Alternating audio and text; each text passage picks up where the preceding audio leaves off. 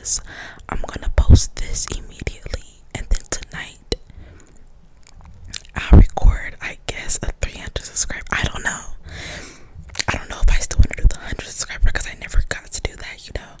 But yeah, y'all. I'm laying in my bed, chilling. I was like, why not record a video real quick. Is this not gonna be like a rushed video or anything? Just a little lazy ASMR. I wanted to give you guys a life update and update y'all on the boy drama. Every time I do a video with the boy drama, or the 2 times I have, and it's on that situation, the views are up. So I'm like, y'all are living for the tea. I see. But first, I don't want to immediately talk about that boy.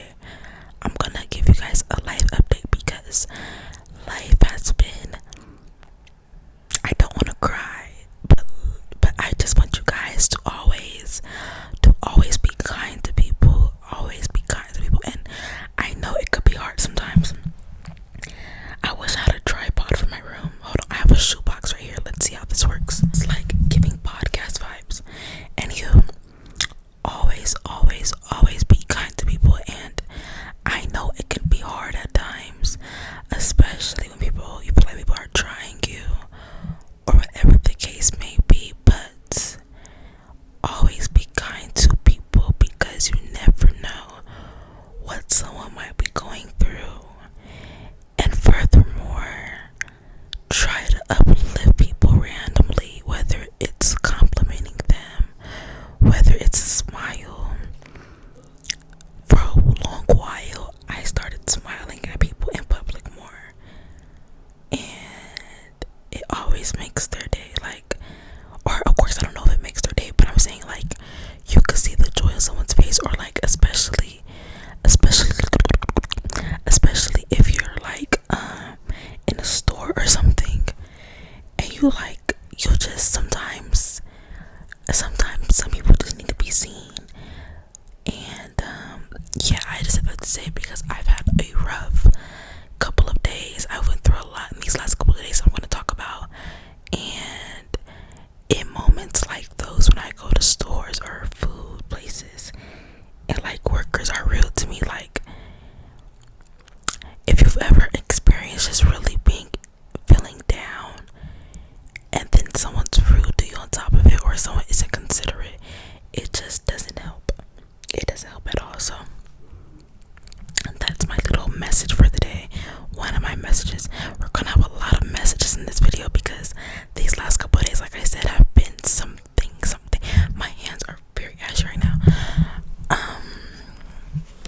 Y'all, this is the lotion I typically use, and I don't know what they did recently to the formula, but it's so watered down. Like, the whole time I've had this bottle, it's been watered down.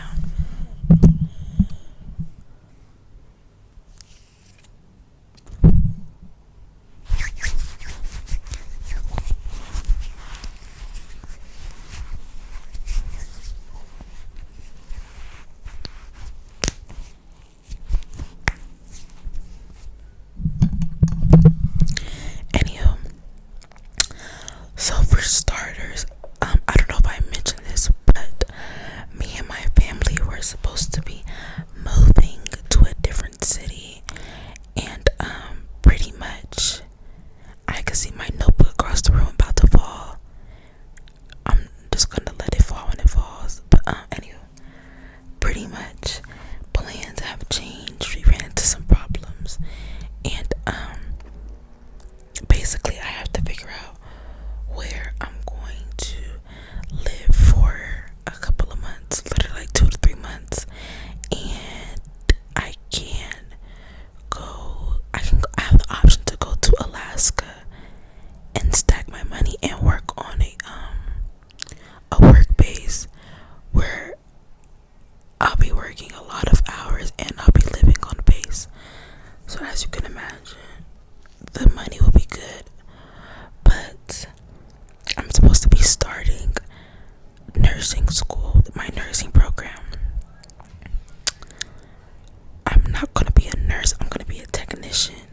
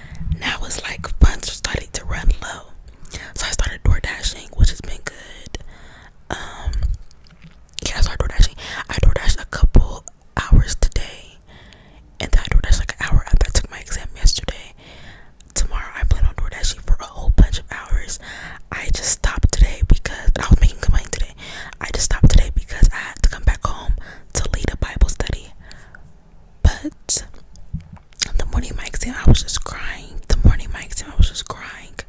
I have been so stressed out, y'all, that my period was 3 days late. And I didn't know if it was stressed 3 days late or 3 days late. You feel me? So that was on my mind. Then I'm just crying and everything. So anywho, the boy from the boy drama. So much stuff has happened since the last update that I don't even remember what I told y'all last. But to summarize what possibly could have been told since I talked to y'all last,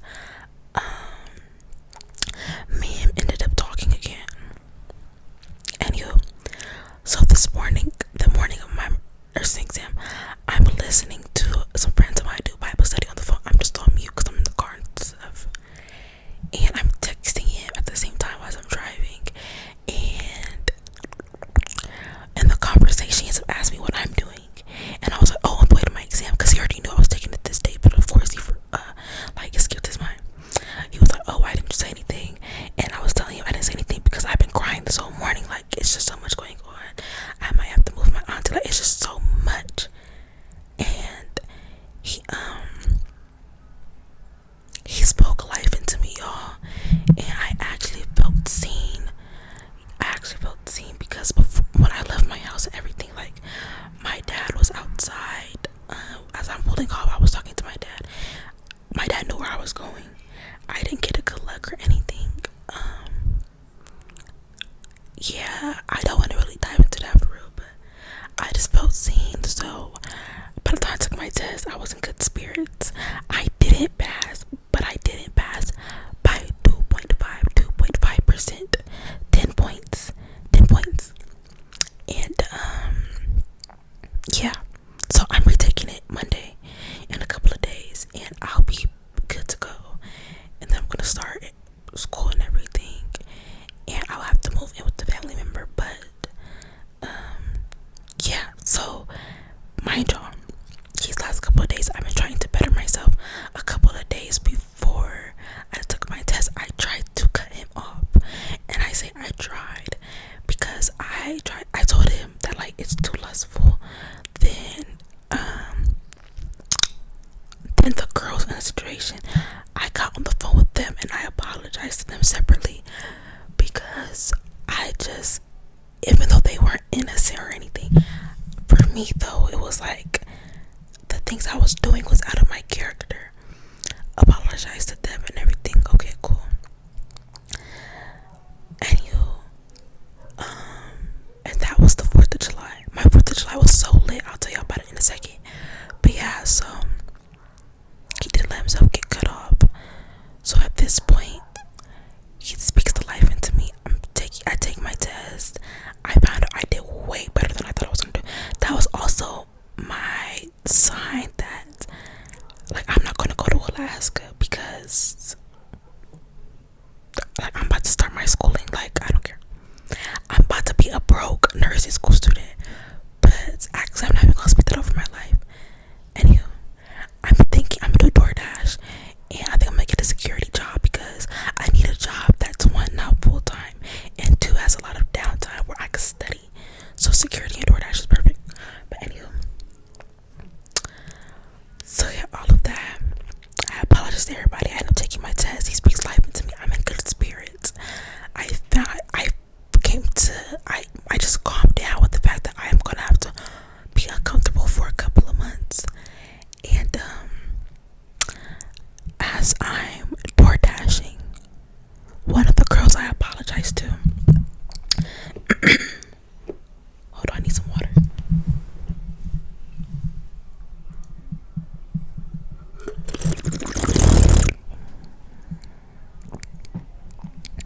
One of the girls I apologized to text me, and she's like, hey, can I talk to you? So at this point, I'm like, it's gonna be something.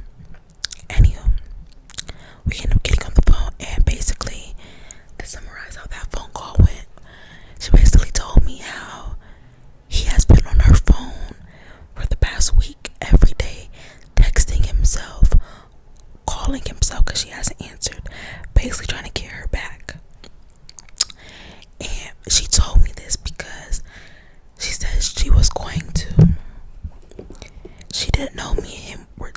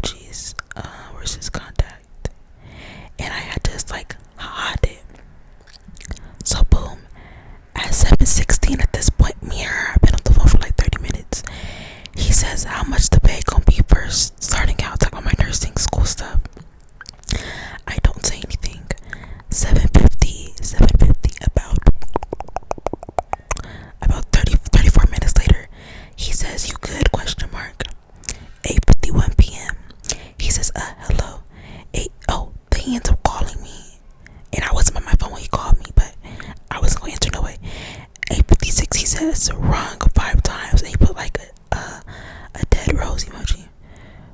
So at 10:20, at this point, it's hours some change later, I finally text him. But it's been about 3 hours since I've been ignoring him. I sent him a sticker. I said, "You don't get enough, do you?" I ended up calling him, and we're on audio call, and I was like, "Can you FaceTime?" He was like, "Yeah, but I'm in the dark, so we can on FaceTime." We can on FaceTime, and I could still see his face because he was in the dark, but like his phone light was trying to put his face. That was my main point. I wanted to see his face, and pretty much because I was like, how's your day?" He was like, "It was good." He was like, "Bro, stop acting weird." I was like, "I'm not acting weird." He asked me how my day was. And once I built up the courage, I was like, "You just don't get enough." And he was like, "What are you talking about?" I was like, "You've been dry begging and such's phone while talking to me for the past week, and why?" I was like, "What do you gain?" I don't remember the last thing I told y'all, but at some point I was being cool with him. Like, I had detached from the situation, whatever. And he was asking me advice on one of the girls. And as a bird, as this might sound, I was giving him advice because I genuinely didn't feel the way. And I was giving him real advice too. Like, anyway, I was trying to be cool with you. And then you began to start flirting with me and wanted to talk to me again. And now we're at this point a week later. And every day since you've been dry begging in her phone. And he was like, "Dry begging is crazy." And I was like, "Forget the terms I'm using. We're not going to get caught up on terms." I was like, "But you've been texting her with no response." And I was like, and then this morning, you're sitting here speaking life into me, knowing you're simultaneously talking to yourself in her phone. I was like, "What do you gain from that?" I was like, "You know stuff about me. You're pouring life into me. And for what?" What y'all think he said? Pretty much all he could say. He said how he doesn't have many words for like the dry begging in her phone. But he was like, how any conversation me and him ever had, that like I was being vulnerable, how, all that is safe with him. Everything he's ever told me has been genuine. Anywho, y'all, I was about to explain to him why he was wrong, and then I realized I'm talking to a grown man who got 2 years on me. And I was like, "You know what?" I was like, "I'm not even about to explain to you why you're wrong, because you know you're wrong, and you know the nature of our dynamic." So yeah, I was hurt, y'all. I was hurt, so I ended up crying on the phone. Once he realized tears are like streaming down my face or whatever, he kind of locked in. But at that point, I was so drained. I literally felt like Melanie from Love Island was sincere. I was so drained that I was just like, I told him, I was like, "I have no words." I was like, "You can still join the Bible study tomorrow. I still want you to join it," because I was leading it, because this was yesterday. And I was like, "Yeah, I just have no words." I was like, and I told him, I was like, "This is not because me and you did what we did. This is not because we talked. This is not because of the other girls." I was like, "It's nothing to do with that." I was like, "I was vulnerable with the person who knows that I am not vulnerable. People don't have a lot of people on my side. And you still chose to be a flawed person to me when I've been nothing but genuine to you." Also, why did one of the girls tell me this boy, I already knew he was lying on my name about certain stuff. People would come and tell me stuff. But why did he tell this girl that I wear colored contacts and I have lip injections? Y'all can't tell my eye color right now because I'm not in the sun for real. But my eyes are pretty brown. And lip injections. And mind you, the girl he told, me and her used to be super close, so she was like, "No, she doesn't." But anyway, and I told him, I was like, throughout everything, even in moments when I was mad or even talking about you, I never lied on you, and you keep lying on me. And I was like, "Yeah, I have no words." I was like, "You can still go to the Bible study, but I'm just hurt." And I told him, I was like, "I also want you to know the other girl didn't tell me about you begging her phone as if she was like talking mess about you. We were just talking and it came up, and I was going to ignore you, but I'm too hurt,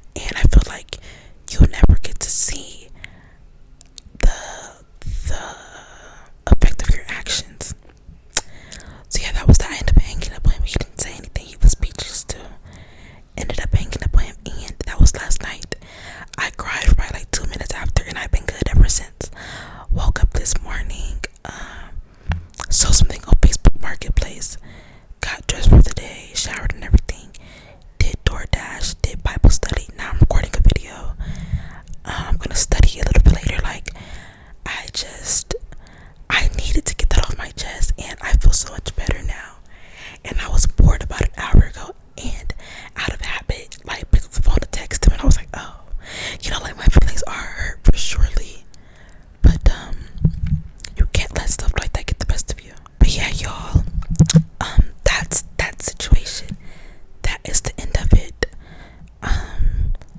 We have this Discord server where we do Bible study at, and one of the other girls created it, and I'm in there, and he was in there,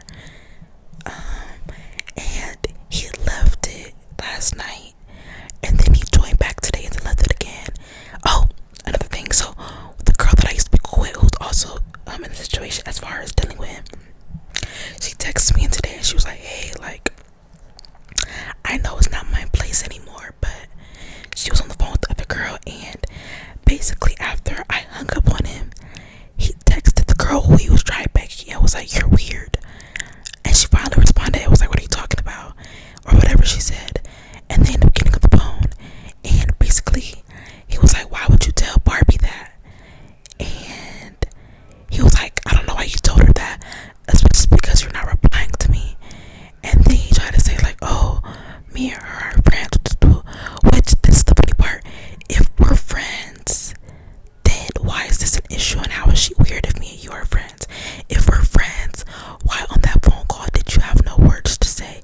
If we're friends, why are you just like, it's just so much. But anyway, and she told him off or whatever, and was like, why are you like telling me I'm weird when she was just crying on your phone? You're basically a piece of shit.